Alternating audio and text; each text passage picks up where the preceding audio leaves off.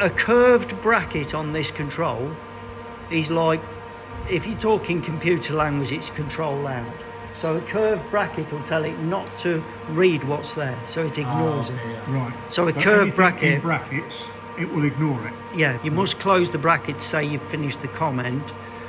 You can't use spaces on here.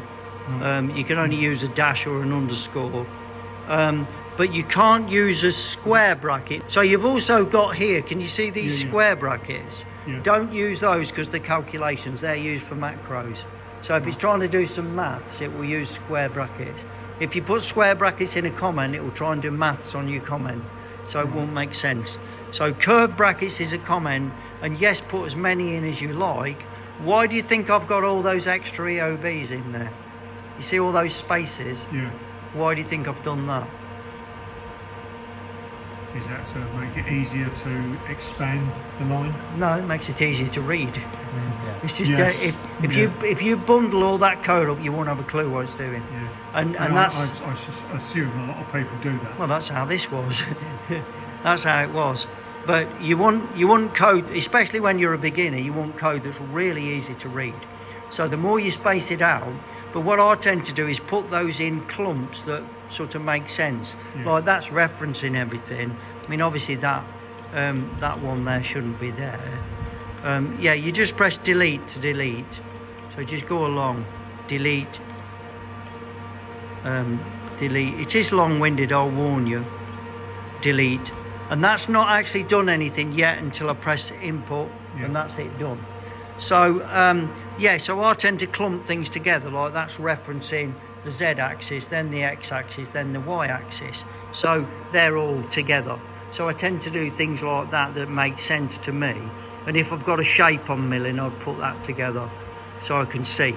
But always put, if you don't know what something does, just write it in. It is long-winded because the keyboard's a nightmare with all the shift and everything. Shift is not toggled. You have to press it, and then what I mean by that is if I press X, then shift I'll get Y, but then when I press again I'll still get X. You see what I mean? Yeah. So it's one thing. yeah, once you press, yeah, that's right. It just does it once, and then you'll get used to all that, and as you go along, you'll just get better and better at it. So just make that an EOB, press enter, and that's done it. Is I want to copy, I want to do a program copy again. So press the menu button down the bottom there. No, the menu button, that's it. And you'll see copy. Go again, go again, go again, go again, copy. See it on the left there? Yeah. So it's saying to copy, it's a number 1. So type in a number 1. Cursor across. Yes. Yeah, you want to copy program number 1, This one. so put a 1 in there, cursor again, put 3 4s this time, 4 4 4. So I'm going to copy program number 1 to program number 444. Yep. When you now press input calc, it will say copy complete. Okay, if you press your menu key again, you'll see file. Keep going until you see file. Yeah, file, press file, and that will show you it in there. So you see down there that program treble 4, okay, left hand side, 1300, and it's exactly the same size as program number 1. Okay, what we'll do now is just erase it. So press erase and type in number 1 to say that you're going to erase a program. So that's like your menu at the top there, cursor across, and it's treble 4. And when you press input, it's gone. Yeah. Right. So to give us something to copy, I'm going to actually now press menu again, press copy, and I'm going to this time press number 1 for copy. I'm going to copy program number 2, cursor across, and I'm going to make it say 666. Press input. Yeah, and now press menu and file, and you should be able to see that actual program that you've just done. Yeah, file shows you that program, and it's under 666. Yeah. So this is the program that we're going to edit. So press edit and MDI up the top there. Go to the top of your screen. Yeah. And what we're going to do then is press edit again on the down on there. Yeah. And press file, So we can see our program 666 there. So press program at the bottom there, yeah, and then press search, yeah, type in, hang on, press it again, that's it, type in 666, press input, and now that's the program that you're editing, which is a copy, okay. So when we edit on this, it's quite weird in that it directly writes over it. Bearing in mind this program is 666 and we're going to delete it anyway, so it doesn't really matter what we do with it. So if you use your cursor arrows there, you can move up and down this program. You sometimes have to press program again, but if that doesn't move, just press the program button till it does. If you move over to the right, yeah, it's cursoring along the different letters, yeah? So go up a bit further, go up towards the top so we can see what we're going to edit. And just go down to that G28, cursor across to the 8. If you now type in a 9, that's altered that. Now it's not actually done until you press the input key. Okay, so if you press the input key, that's it, it's changed it. But when you're changing, we need to put input key afterwards. yeah, but if you now press the left-hand page key, go over to the page key on the left, it puts it back. That's your get out of jail card. So if you bugger something up, just press that back. Undo button. Control It's Z. not really undo. There's no such thing as undo. It just that's the on the PC. It's Control Z. yeah, it is, yeah.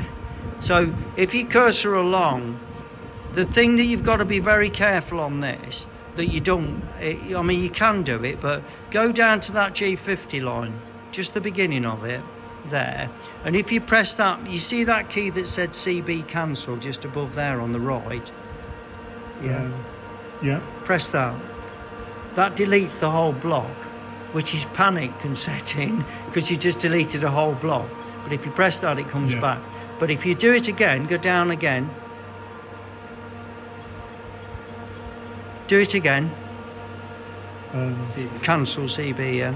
Press input, that's it. Gone. You will not get that back now. All that is a page key. It will just page you through the program. But if you mess something up, you can.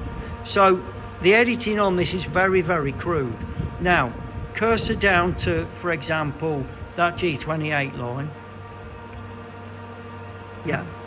Cursor along and to that gap there. See that gap there? So you can now write in there, but if you started writing, say, for example, type in W0, then type U0, U0, and then if you pressed V0, so you want Shift U, Shift key, then U gives you V0. Now you'll notice that it's written over the end of block, the semicolon. It used to have an end of block. If you now press import, you'll see what happens. It's put that all on one line because there's no end of block. You see what I mean? So you can get in a bit of a mess with this until you get used to it.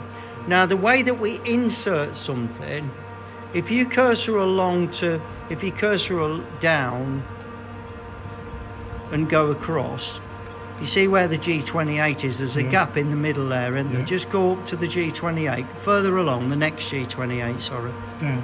Yeah. Oh, sorry. And go to the space there. The space, no, before the G. There, yeah, there.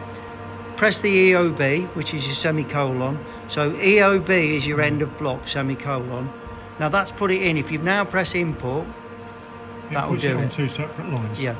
So your EOB is what gets you to where you want to be. Breaking the Yeah. So it's a bit, the editing on this, the best thing to do is just get a program like that and just play around with it until you actually get used to the different ways of editing. But remember, that will take you back. So don't press that until you're happy with what you've got. Yeah. And then you can press, if you need to go back, you can press that and get back. And above all, copy it before you start. And then if you really mess it up, you can just go back to your original and start again. Yeah.